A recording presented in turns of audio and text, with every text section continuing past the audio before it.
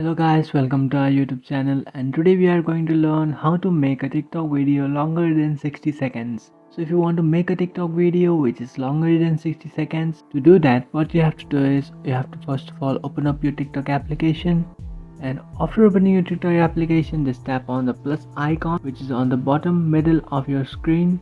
And after tapping on that plus icon, and now what you have to do is you have to select that 10 minutes option, and after selecting that 10 minutes option you can record a video which is of 10 minutes, or you can also upload a video by tapping on upload which is on the bottom right side of your screen, and from here you can choose a video which you would like to upload.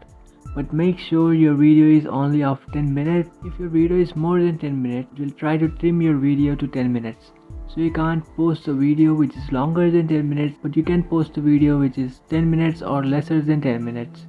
So make sure your video is not longer than 10 minutes, and that's it. You can just simply take a video and then upload it to your account. So this is how to make a TikTok video longer than 60 seconds. If you think this video was helpful, don't forget to like and subscribe to our channel. If you have any doubts, feel free to comment below. Thanks for watching.